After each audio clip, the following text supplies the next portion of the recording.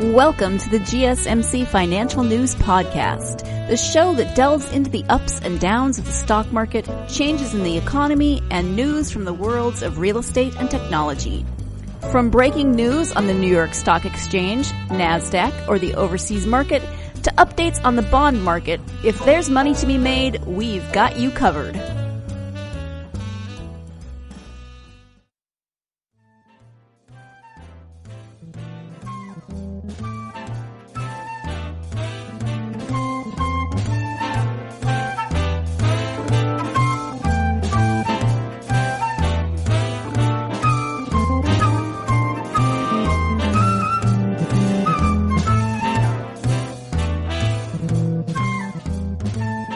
Hello and welcome to the GSMC Financial News Podcast, brought to you by the GSMC Podcast Network. I am your host, Sarah. Hope you're having a great week so far. If you joined me for the last episode, you know we talked about planning for a baby, saving for a baby, saving for, a baby's lifetime. And one of the things that we talked about was saving for college. And I wanted to explore that a little bit more today. So the best ways to start saving for college, if you have one child, if you have two children, if you however many children you have and you want to start saving, it's best to start as soon as possible because, according to the Wall Street Journal, the average college graduate's student loan debt is at a whopping $37,172, and that is just the average. I know people who have way more student debt than that, and it's a lot. It's a lot to pay off, and it can be, it can be challenging to pay off depending on how you've set up your student loans and if you've consolidated them and how that all works. The most recent data from the Federal Reserve Bank of New York shows the overall student loan debt in America hovering at just over $1.3 trillion. That's trillion dollars. At this rate, college graduates will be lucky to have their student loans paid off before their kids start college. So, as a parent, or maybe even, maybe you're even a young child thinking about saving for college, but as a parent, you're probably thinking there has to be another way. There's got to be a different solution. You can start saving for college, of course, by opening a college fund. It's not easy to save enough, but with focused dedication, hard work, and careful planning, it's possible to save enough so your child can go through college debt-free. It is possible. So really, when should you start saving for college? We generally start advising parents to start saving for college as soon as they can. Of course, there are factors. Every family is different. A lot of times it's, a bit more complicated than just saving as soon as you can. Starting a college fund is a great goal, but it's not the only goal, of course. You have other things to save for. You're trying to raise children. You're trying to maybe pay a mortgage. You're trying to save for retirement. You're trying to do all of those things. And you likely have those other financial mortgage. You might even still be paying off your own student debt. So how do you start thinking about saving for your children's college funds? You don't want to neglect your own money goals, especially when it comes to those retirement savings. But, and there are other ways to pay for college, like through grants or scholarships.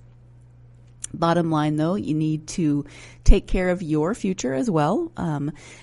But you can include college saving as part of the overall plan. Before you can start saving for your children's college fund, it is important that you've already done the following steps. And this is according to Dave Ramsey, who does the Financial Peace University stuff. The following steps. Paid off any debt. This includes things like your credit card debt, your own student loan debt, etc. Set up an emergency fund of 3 to 6 months of expenses to cover any unexpected costs. Put 15% of your income toward retirement savings through your employer-sponsored retirement plan, like a 401k and or a Roth IRA. The best way to start a college fund is that first you need to figure out how much you need to save for college. Well, how do you figure that out? Especially, when you're thinking, okay, my child is not even born yet, or my child is 2, or my child is 10. Well, how do you figure out what college is going to cost? You don't even know where your kid's going to want to go to college if he or she wants to go to college. So how do you figure out how much to pay? Well, there are college savings calculators out there. If you just Google that, then something will come up. They ask some questions about yourself. Are you the student? Are you the parent of the student? What state do you live in? How many years until you attend college? And then what college are you considering attending? That's a little trickier if you are, if your baby's in the womb. But you could, I don't know. I think I might choose something a little on the higher end just to try to be on the safer side. How many years do you plan on attending college? What do you expect your monthly living expenses to be? Again, that can be a little tricky, but you just estimate. And then how much do you currently have saved for college? How much do you expect to receive in scholarships and grants each year?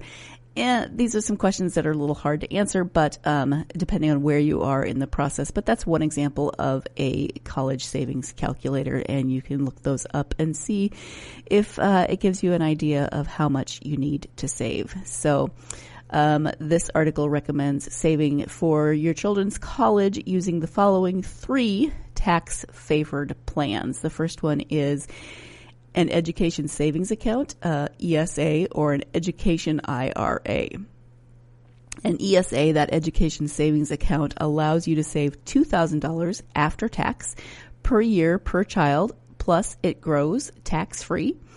If you start when your child is born and save $2,000 a year for 18 years, you would only invest $36,000, which sounds like a lot, but, it isn't when it comes to college. While the rate of growth will vary based on the investments in the account, you'll likely earn a much higher rate of return with an ESA than you would in a regular savings account, and you won't have to pay taxes when you withdraw the money to pay for education expenses.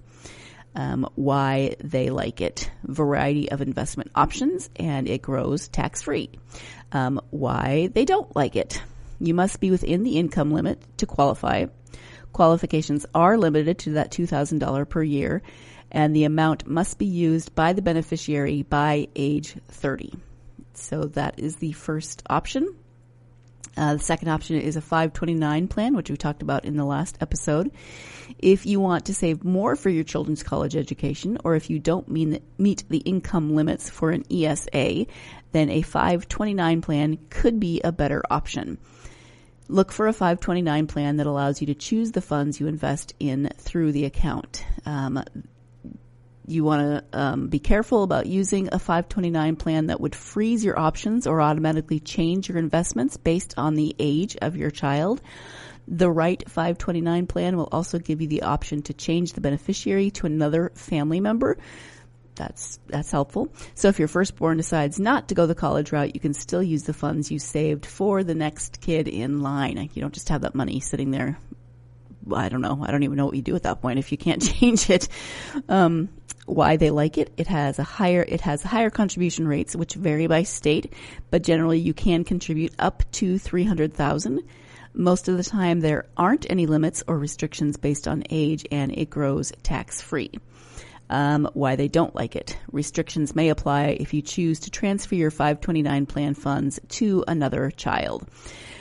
Let's go ahead and take a break, and when we come back, we'll talk about that third option for saving for college and just some more tips on how to go about saving for your child's college education. Stay tuned. You're listening to the GSMC Financial News Podcast, and I'll be right back. Hi, this is Alexander Green, Chief Investment Strategist for the Oxford Club. Just for a moment, I'd like you to picture the perfect stock. No doubt it would have hundreds of billions in revenue, more than IBM, Facebook, and Google. It would probably be a leader in cutting-edge technology like smartphones and robotics. It would be on the verge of dozens of blockbuster announcements. But most of all, it would be ultra cheap, trading at less than $3 a share. Now, it may seem crazy that such a stock exists, but it does. is a cutting-edge tech company that has made deals worth hundreds of millions of dollars with Nokia, Microsoft, and Cisco, and a $29.2 billion deal with Apple. It's set to create 50,000 new jobs right here in America, and Donald Trump even calls it the eighth wonder of the world. Yet you've likely never even heard of the stock. Why? Because it trades under a secret name. To find out how the secret $3 stock could help you retire, simply go to OneStockRetirementNow.com. That's OneStockRetirementNow.com.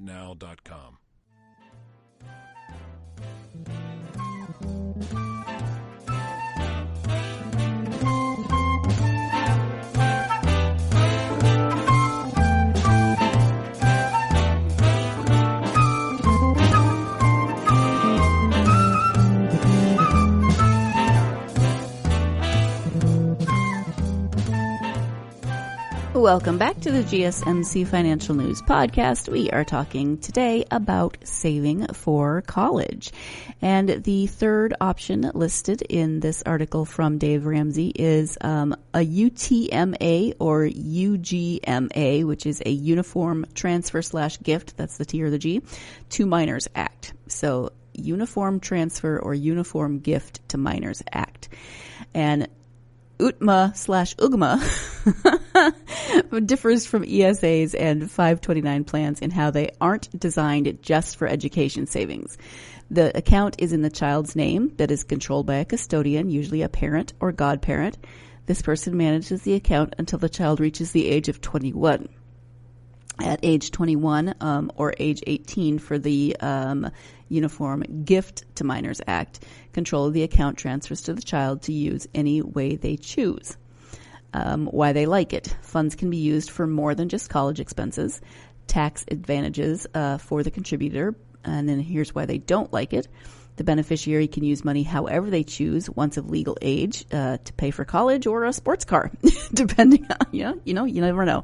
And the beneficiary cannot be changed after he or she is selected, so that can be restricting.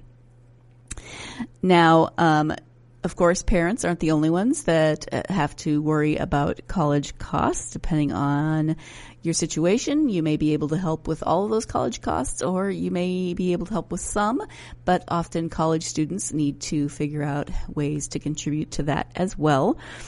So you want to definitely get your kids involved in this effort. Even though your child is a full-time student, there's no reason they can't start building up their own savings funds. At the very least, doing this will help establish healthy money habits that they'll carry into the future. So here are some college savings tips to help get them started. Number one is to apply for scholarships, of course. It's free money for college that you don't have to worry about paying back. If your child excels in athletics, academics, or extracurricular activities, they should try to get rewarded for it. Encourage your children to apply for any scholarship they're eligible for. Even the small ones can add up fast. Check out, there are free scholarship search tools to find thousands of scholarships and grants that can help your kids pay for college. So it's a lot easier now with the internet. You can use those tools to find scholarships. It wasn't quite as easy before the internet, and you had to go searching for all of that information with no Google. Terrifying. Your child should take AP classes, which are advanced placement classes, which give high school students the opportunity to earn college credit while they're still in high school. Every AP class taken in high school is one less class you'll need to pay for in college. So advise your child to talk to their academic counselor for more information. See if your school has AP classes. See what see how that works. I actually have a family member, a cousin who graduated in the state of Washington with an associate's degree by the time she graduated. So she graduated from high school with an associate's degree. I don't remember the name of the program, but there's stuff out there. There's a lot of stuff out there. I know Oregon has some programs like that. Maybe that was also Washington. I've got friends and family who have done things like that, but I would need to look into that more. But if you have a child who is wanting to take on those extra challenges, there are there are programs out there. Number 3 is for the student to get a job, whether they take on a full-time job during the summer or a part-time job during the school year. They will be able to save money for college and gain work experience to put on their resume. They should open a savings account. If they are serious about wanting to build up their college savings, they'll need a safe place to keep that money. Most banks offer accounts specifically for students, which usually means waived monthly maintenance fees and no minimum balance requirements. If your child is under 18, you'll need to be the joint account holder. Save money instead of spending it. That can be a tricky one, right? Especially for kids. Money, oh my gosh, I remember when my oldest niece was 7 or 8, she got money for a birthday, and it was like $20 or something, but she did a dance around the living room and she was like, yes, I'm rich, yes. She danced and danced for about 10 minutes because she was rich. So, it can be exciting to get money, but work out plans for what you're going to save, what they can save, what they can spend, etc. On birthday money, Christmas money, all of those times when they may get money from friends, family, relatives, etc.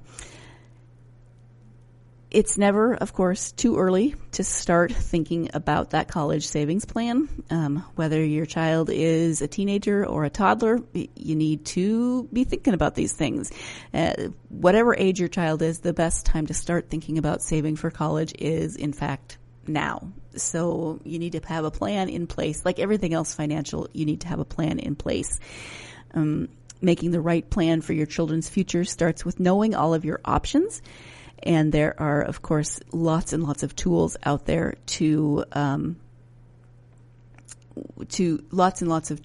There are books out there. There are plenty of things out there that will help you to do this. Talk to other parents, set up your plan, talk to your child.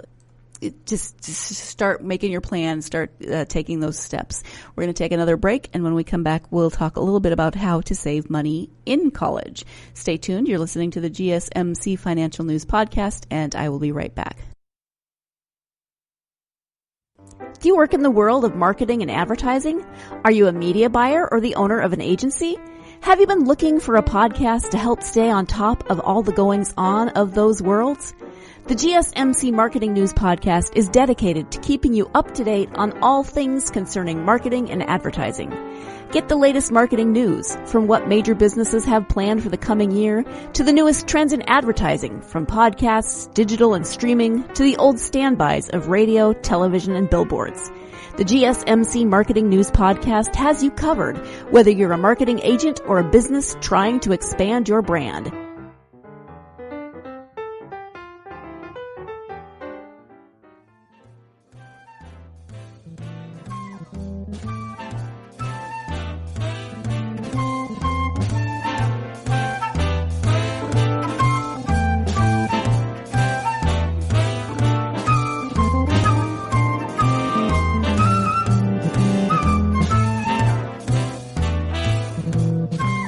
Welcome back to the GSMC Financial News Podcast. We are talking about saving money for college, but what about saving money in college?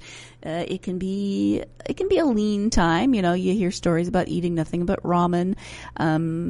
You're trying to pay for, depending on if you live on campus, off campus. There are so many factors, and so there are some tips for how to save money. This is another article from the Dave Ramsey website. And the more money you save during college, of course, the more prepared you'll feel and the less you'll freak out about going into the real world once you finally get your diploma. So if you can figure out how to pay for your college with little to no debt and save money in college, you are going to be so far ahead of the game, it's not even funny. So you don't have to eat ramen every single night in order to save money and ditch that debt. Unless you like ramen, just watch out for the sodium. There's a lot of sodium in ramen. But there are plenty of ways to save during college. So let's talk about how you cut some of your biggest college expenses. First off, how to save on housing. You've got to live somewhere, and so you've got options. But when you're a college student, housing can mean anything from a small apartment that you share with roommates to a luxury dorm with a hot tub and a view of the city skyline. I don't know where that luxury dorm is. I've never seen that dorm, but you need to keep it budget friendly. If you live close enough to campus where you can live at home, that's your least expensive option. You're probably ready to get out of the house, but if you're looking to save money and save costs, obviously this is something that could save you thousands of dollars every year on rent. Again, it depends on where you go. It depends on a lot of different factors. But then you need to compare the cost of living on campus versus off campus. Renting an apartment isn't always going to be cheaper than living on campus, and campus housing isn't always going to be cheaper than renting. It really depends on where you go to school. So you need to look at all the options available at your school and in the nearby college town to see what is the most affordable. Don't forget, when you're looking at living off campus, you have to factor in utilities costs as well as transportation costs. Find yourself a roommate. If you do rent an apartment, having a roommate or several will cut down on your expenses. Make sure your landlord has approved each of those individual roommates and that they all sign the lease so that you're not left hanging financially if one of them has to move out. That is very important. Having roommates in college can it can be really, really helpful, and it can also lead to a lot of disagreements and awkward living situations, but make sure they all sign the lease. You do not want to be left hanging if one of your roommates leaves. Ask yourself how much space you really need. You might want a huge kitchen or your own bathroom, but really be honest with yourself about whether you need extra room while you're trying to save money. You might be able to get by in a smaller space for right now, and then once you have a fully funded emergency fund and are financially stable, upgrade to something bigger. Get creative with your bills. Unplug your electronics when you're not using them. It does actually save energy. Use cold water when you can. Turn off the air conditioning or heat when the weather's good. Check for dripping faucets or lights left on before you leave the house, and hand wash some dishes.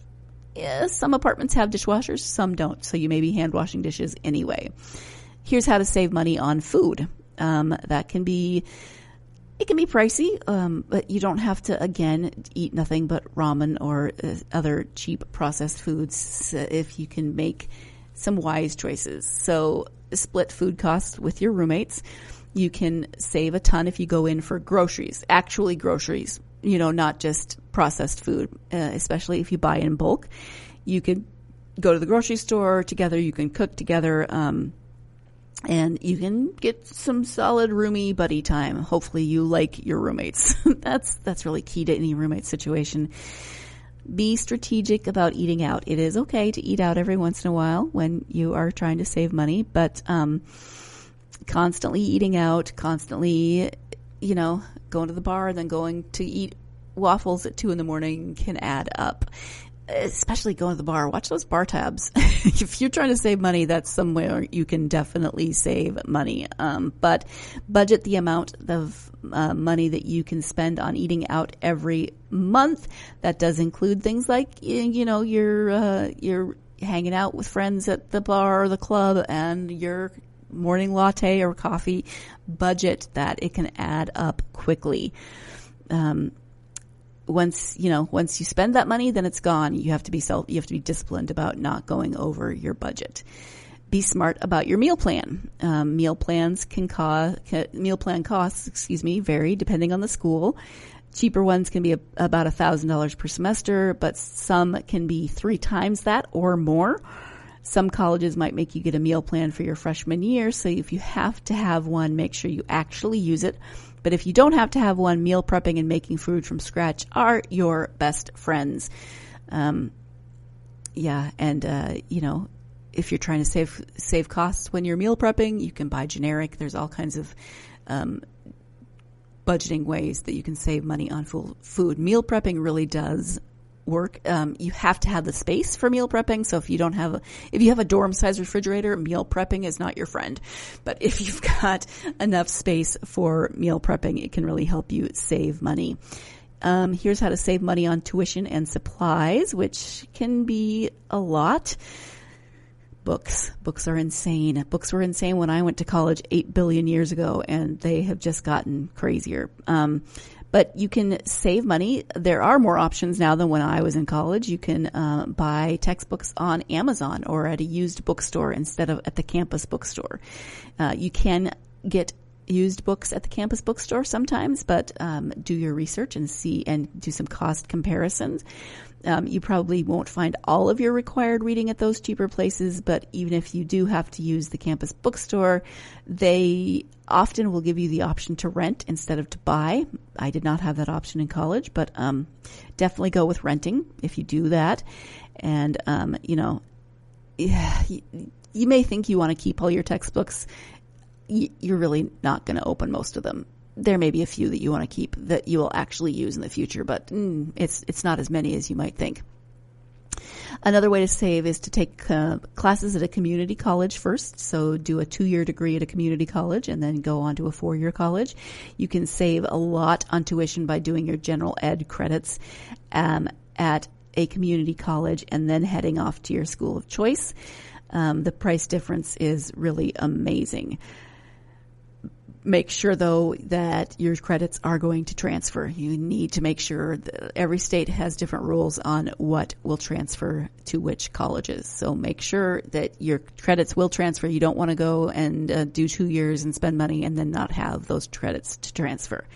Another way to save cost is to go to an in-state school, of course. The average tuition at a public in-state school is $10,000 roughly per year, and the average tuition at a public out-of-state school is roughly $26,000 plus per year. That's a yearly difference, of course, of more than $16,000. If it's an out-of-state private college, then the tuition, of course, skyrockets even more. So, apply for those scholarships. That's sort of a no-brainer. Try to get the grants. Try to get the scholarships. Find scholarships that might cover your books. Find scholarships. Any amount will help.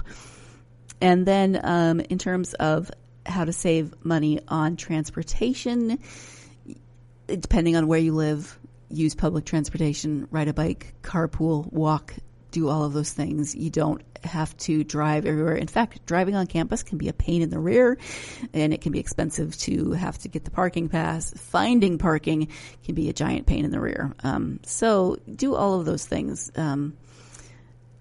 Gas is expensive. Cars are expensive. So if you can cut down on those expenses, you'll be doing a lot. How to save money on entertainment. These are things that might not sound great. Cancel the cable. Yeah, I know. We all love our cable. But anyway, oh my gosh, it's so much easier now. There's so many ways you can watch TV without paying for cable. Especially if you can borrow your parents' Netflix password or their Hulu password or whatever it might be. There's a lot of ways you can watch TV without paying for crazy expensive cable. If you have a gym membership, cancel it. You can, your school is probably going to have a student gym that you can use. That is actually you're already paying for it as part of your fees and tuition. So use that gym. Don't pay extra money for a gym. Then there's also lots of groups on campus that are going to get you involved in moving and exercising, and you're going to be able to find a group that does something that you enjoy, and that can be free. It can help you make friends, etc. Go to the library. Yep, they still exist. They're amazing. If you're bored because you canceled your cable and your gym membership and you can't buy anything, there's always the option of reading books, and not just books at the library. They have movies, they have DVDs, they have CDs, they have all kinds of things that you can check out for free at the library. Yes, it's amazing. And so there's a lot of stuff. I mean, there are so many other ways that you can save money while in college if you're willing to make a few sacrifices and learn how to do things a little differently than you might be used to. You can really save a lot of money and go into your post-college life with less debt, maybe no debt. And that is a really amazing goal because, you know, when you're thinking about it, you're like, yeah, I'll just get student loans. I'll pay them off. It won't be any problem until you actually get out of school, get that first job. It doesn't pay great. You're struggling to pay rent and pay your student loans and buy food and do everything that you want to do. So if you can save as much as you can while in college, that's going to lessen things once you get out of college. So good luck. Thank you so much for joining me. If you are a fan of this podcast, don't forget to hit that subscribe button. Also, give us a nice review, written or 5 stars would be amazing. Follow us on social media. Interact with us on social media. We love to hear from listeners. So tell us your thoughts. Tell us what you've done to save for college, whether as a parent or a student. If you're a student, tell us the ways that you have found to save money while in college. All of those real world tips are wonderful. Thank you again for joining me again on Thursday when we'll be talking about saving for retirement. Have a great week. You've been listening to the GSMC Financial News Podcast, part of the GSMC Podcast Network. You can find this show and others like it at www.gsmcpodcast.com. Download our podcasts on Apple Podcasts, Stitcher, SoundCloud, and Google Play. Just type GSMC into your favorite podcast app to find all of the shows from the GSMC Podcast Network. From movies to music, from sports to entertainment, from business news to weird news. Please subscribe to the podcast and follow us on Twitter and Facebook. Thank you, and we hope you've enjoyed today's podcast.